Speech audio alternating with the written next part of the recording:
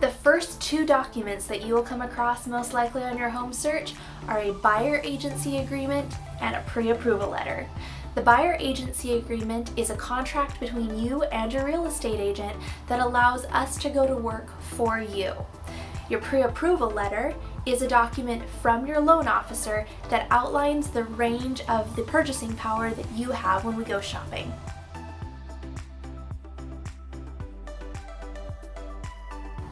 The next document you're going to be taking a look at is an offer.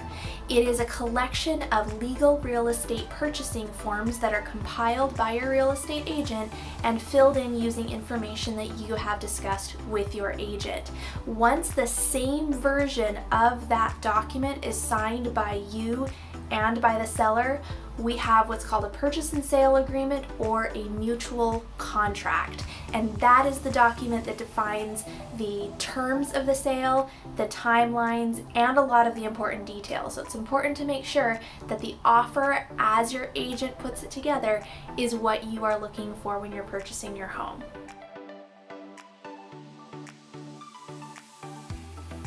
Next up, the inspection report. After you're under contract on a new home, an inspector will come through the house and analyze it from crawl space to rooftop and provide a detailed and lengthy report on the condition of the home. This will usually highlight more serious issues, like if there is a problem with the roof or with something structural, but it'll also include some very minuscule details, just things that the inspector has noticed along the way that might need to be repaired or maintained if there's some deferred maintenance on the property.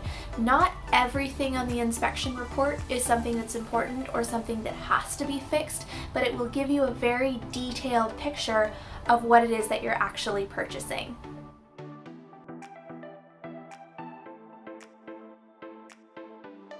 Along the way, you'll receive a title report. Now, the title company does research into the history and ownership of the property and provides a report outlining any other claims there might be on that specific property.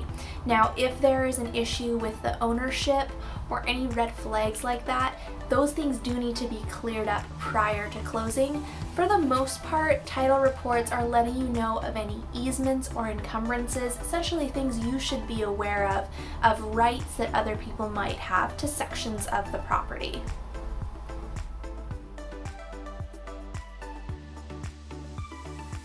Another important document that's created during the home buying process is the appraisal, and this is an expert's analysis of the market value of the home, and it is primarily used for the lender to determine if their investment in the property, your mortgage, is worth it.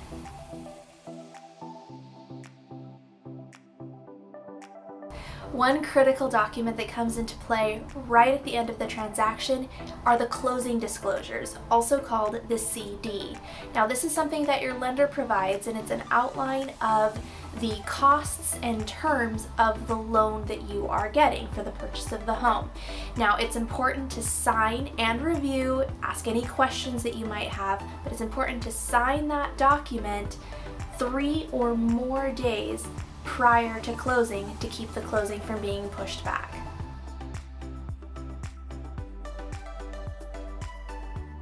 And lastly, the closing documents that you'll see at your signing appointment, usually a day or two prior to closing.